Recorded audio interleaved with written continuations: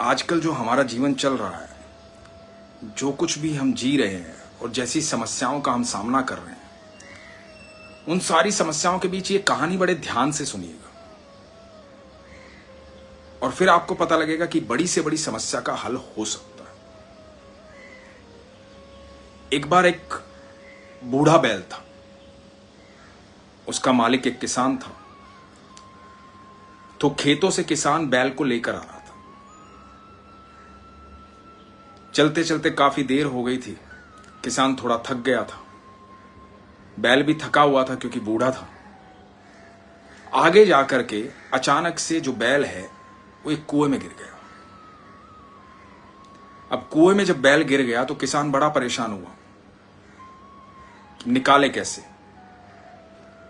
बैल को कुएं से निकालना आसान काम तो है नहीं, तो निकालेगा कैसे। अब किसान वहां देखता रहा कि कोई आएगा, किसी की मदद लूंगा, कोई आकर के मदद करेगा तो मैं बैल को निकालूंगा। बहुत देर हो गई देखते देखते, सोचते सोचते। इधर अंदर जो है बैल रो रहा है, करा रहा है, ऊपर की तरफ देख करके जोर जोर से बैल चिल्ला रहा है। उसको उम्मीद है कि मेरा मालिक जो है मुझे निकालेगा जरूर। मैंने सारी जिंदगी इस किसान की सेवा की है, इसके खेतों को जोता है, ये निकालेगा जरूर, पूरी उम्मीद में। लेकिन किसान जो है बेबस है, लाचार है। फिर देखता है, अंदर झांकता है, बैल को देखता है। बैल जो है रो रो कर भी थक चुका है, बेहोश होने वाला, इसलिए निढाल हो गया। कई बार ऐसा होता है जब स्थिति ऐसी हो जाती है कि हम सारी हिम्मत जुटा करके भी कोशिश करते हैं और कोशिशें नाकामयाब होती हैं। उसके बाद हम स्थिर होकर के बैठ जाते हैं। वो बैल भी बेचारा बैठ गया था, जैसे किसान अब तक बैठा हुआ था। फिर किसान को दिखाई देता है कि कुछ लोग आ रहे हैं। इधर किसान के मन में दूसरी एक और बात आती है कि बैल को निकालना तो संभव है नहीं, बूढ़ा हो गया है, किसी काम का भी अब ये रहा नहीं है। तो देखते हैं, लोगों से बात करते हैं, क्या करते हैं। तो लोग आते हैं, लोग इकट्ठा होते हैं, लोगों को बताता है इस तरह से मेरा बैल जो है कुएं में गिर गया है, बूढ़ा हो गया है, कमजोर है, लाचार है। तो लोग सलाह देते हैं कि वो जो गिर गया है वो निकालना इतना आसान है नहीं, कुएं से कैसे निकालेंगे हम, कितनी भी रस्सियां, नीचे उतरना पड़ेगा, रस्सियां बांधेंगे, कैसे निकालेंगे। इंसान तो है नहीं कि रस्सी पकड़ के बाहर आ जाएगा। और आप कह रहे हो बूढ़ा है, निढाल है, सब देखते हैं, तो शायद इसको इसी तरह से गति मिलनी हो, तो इसको यहीं दफन कर दो, वो ज्यादा बेहतर रहेगा। तुमने सारी जिंदगी इससे काम लिया, अब किसी काम का वो रहा भी नहीं है। किसान को भी ये बात सही लगती है कि हाँ, अब तो वैसे भी खेतों में ये काम करता नहीं है, बस मेरे पास रहता है तो खेतों में ले जाता हूं, थोड़ा घुमा फिरा देता हूं, तो किसी काम का नहीं रहा है तो इसको यहीं दफन कर देते हैं, दबा देते हैं। तो लोगों से मदद मांगता है कि थोड़ी थोड़ी मिट्टी सब डालेंगे तो बैल को गति प्राप्त हो जाएगी। बैल को गति प्राप्त हो जाएगी तो इसको मुक्ति मिलेगी। तो लोग कहते हैं कि ठीक है। अब 7-8 लोग हैं, मिट्टी वहां से जमीन से निकालते हैं, कुरेदते हैं और थोड़ी थोड़ी मिट्टी जो है कुएं के अंदर डालना शुरू करते हैं। और वो मिट्टी जाकर के बैल के ऊपर गिर रही है। जैसे ही मिट्टी बैल के ऊपर गिरती है, बैल चौंकता है। बैल चौंकता है, बैल की समझ में कुछ नहीं आता कि ये कर क्या रहे हैं, निकाल तो मुझे रहे नहीं है, मिट्टी क्यों डाल रहे हैं। अब बैल बाहर से इनकी आवाजें सुन रहा है। कोई कह रहा है कि भाई जल्दी जल्दी मिट्टी डालो, धीरे धीरे डालेंगे तो तड़पेगा, जल्दी जल्दी डालेंगे दब जाएगा, गति प्राप्त हो जाएगी। तो बैल की समझ में आ जाती है कि ये तो मेरे अंत की तैयारी कर रहे हैं, ये मुझे बाहर नहीं निकालेंगे, मुझे यहीं दफन कर देंगे। जैसे ही ये बात मन में आती है, अब बैल की सारी ऊर्जा खत्म हो चुकी है, निढाल हो चुका है, हार चुका है, इसलिए लेट गया था, बेबस था। लेकिन जैसे ही मन में ये आता है ना कि नहीं, ये मार देंगे मुझे, बैल झटके से खड़ा होता है, उसका दिमाग काम करना शुरू करता है। जो मिट्टी उसकी पीठ पे आकर के गिर रही है, उस मिट्टी को झटक करके वो नीचे गिराता है और अपने पैरों से दबाता है। लोग मिट्टी डाल रहे हैं उसको दफन करने के लिए, उसको दबाने के लिए, और ये उस मिट्टी को पीठ से झटक करके नीचे डाल रहा है और अपने पैरों से दबाता है। धीरे धीरे लोग मिट्टी डालते रहते हैं, ये यही करता रहता है। करते करते कुआं जो है मिट्टी से भरने लगता है और बैल ऊपर उठना शुरू होता है। अब ये सारे लोग ये देख रहे हैं, अचंभित हैं। अब किसान की भी समझ में आ जाती है कि इसका समय नहीं हुआ है, जीना चाहता है, इसलिए ईश्वर इसको बचा रहा है, इसलिए तरकीब लगा रहा है। वो बूढ़ा बैल लगातार मिट्टी को दबाता है, मिट्टी को दबाता है और ऊपर उठता चला आता है, उठता चला आता है। कुआं भर जाता है, बैल कुएं से बाहर आ जाता है। दोस्तों, हम रोज इतनी सारी मुसीबतों में घिरे रहते हैं और हर व्यक्ति, हर संकट अपने हाथ में मिट्टी लिए हुए खड़ा है। हर कोई आपको दबाना चाहता है, हर कोई आपको दफनाना चाहता है, हर कोई आपको मारना चाहता है। हमेशा आपको यह लगता है कि नहीं, बहुत संकट है जीवन में, जीवन आसान नहीं है, बहुत संकट है, बहुत मुसीबतें हैं, आसान नहीं है जीवन।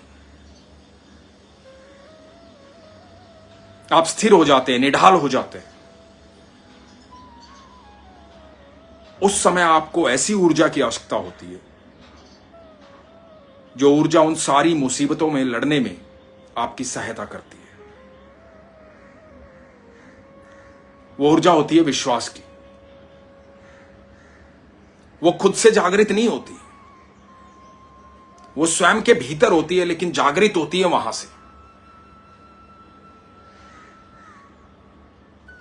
तो वो जब कनेक्शन आपका बना रहता है ना, तो ऊर्जा 24 घंटे निरंतर जीवित रहती है।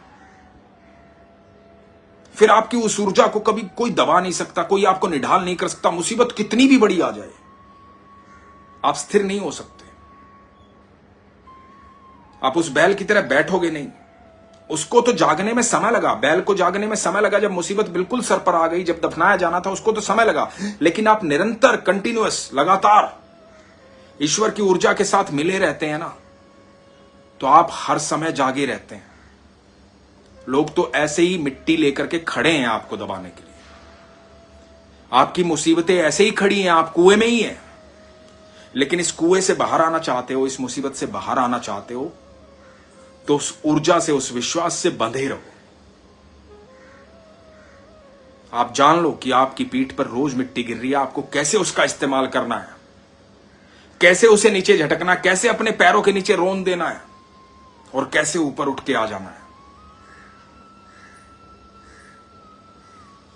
आपको ऊपर उठना है। बस मन में ये बात होनी चाहिए, मन में ये विश्वास होना चाहिए कि मुझे ऊपर उठना है। कोई मुसीबत मुझे हरा नहीं सकती, क्योंकि मेरे साथ मेरे ईश्वर हैं। दुनिया का कोई दुख मुझे हरा नहीं सकता, क्योंकि मेरे साथ मेरे ईश्वर हैं। मैं हमेशा कहता हूं, जब आपके पास विश्वास होता है ना, जब आपका प्रगाढ़ विश्वास होता है, आपके चेहरे पर हमेशा मुस्कुराहट रहती है। क्योंकि आपको पता है, संकट कितना भी बड़ा हो, मेरे ईश्वर से बड़ा नहीं है, मेरे ठाकुर से बड़ा नहीं है, मेरी राधा रानी से बड़ा नहीं है। वो अनंत ब्रह्मांड का रचयिता है। कितनी भी बड़ी नकारात्मक ऊर्जा हो, उसको भी नतमस्तक होना पड़ेगा। तो मैं आप लोगों से हमेशा ये बात करता हूं कि उस ऊर्जा से जुड़ो, उस ईश्वर से जुड़ो, कि एक बार वो तार जुड़ गए ना आपके, वो चाहे थोड़े जुड़े, थोड़े ज्यादा जुड़े, आपके अंदर प्रकाश आ जाएगा। ट्रांसफॉर्मर बहुत बड़ा होता है, बहुत बड़ा होता है ट्रांसफॉर्मर। अब आपने तो अपने घर में कभी ट्रांसफॉर्मर रखा नहीं है, कहीं मोहल्ले में, गली के बाहर, कहीं शहर के बाहर लगे होते हैं बड़े बड़े ट्रांसफॉर्मर, लेकिन पूरे शहर को बिजली दे रहे होते हैं। आपके घर में एक 0 वाट का बल्ब जो है वो भी उस ट्रांसफॉर्मर की वजह से जल रहा है, क्योंकि बिजली परिवर्तित होकर के यहां इस 0 वाट के बल्ब में आ रही है। वहीं पर आपका 100 वाट का बल्ब जल रहा है, वहीं पर आपका 500 वाट का बल्ब जल रहा है। जिसको जैसी ऊर्जा जो ले पा रहा है, जिसका जैसा कैलिबर है, जैसी कैपेसिटी है, उस हिसाब से वो प्रकाशमान हो रहा है। ऊर्जा सबके भीतर है। ये मान लो कि हम सब 0 वाट के बल्ब हैं, लेकिन कैसे 100 और 500 और 1000 का बनना है। मैं सच कहता हूं, आपको ईश्वर ने इतनी क्षमता दी कि आप 0 वाट के बल्ब से लेकर के आप सूर्य जितना तेज अपने भीतर ला सकते हैं, क्योंकि वो जो अनंत ब्रह्मांड में सबसे प्रकाशमान है वो यहां रहता है। बस आपको ये संबंध पता होना चाहिए। आपको जागृत करना है अपने ईश्वर को, बात करनी है उनसे, विश्वास को प्रगाढ़ करना है। जैसे मां से बच्चा ओरनाल से बंधा रहता है ना, उसी प्रकार हम ईश्वर से बंधे हुए हैं। ये ओरनाल तो डॉक्टर काट देता है, आकर के डिस्कनेक्ट कर देता है यहां पर, ताकि हम सांसारिक हो जाएं। लेकिन ये जो ईश्वर और हमारे बीच का जो संबंध है ना, इसे दुनिया में कोई नहीं काट सकता, और इस संबंध के बीच में कोई आ भी नहीं सकता, कोई नहीं आ सकता। ये संबंध सिर्फ आपका है और ईश्वर का है। तो इस विश्वास को हमेशा जागृत रखो। मैं सच कह रहा हूं, दुख आए या सुख आए, दोनों का बराबर स्वागत करो। जब दुख आए तो मुस्कुरा के सिर्फ इतना कह देना कि आओ तुम्हारा स्वागत करता हूं, ठाकुर जी से मिलवाता हूं, चलो अंदर। सिर्फ इतना कह देना। दुख ऐसा जाएगा, फिर कभी लौट के नहीं आएगा।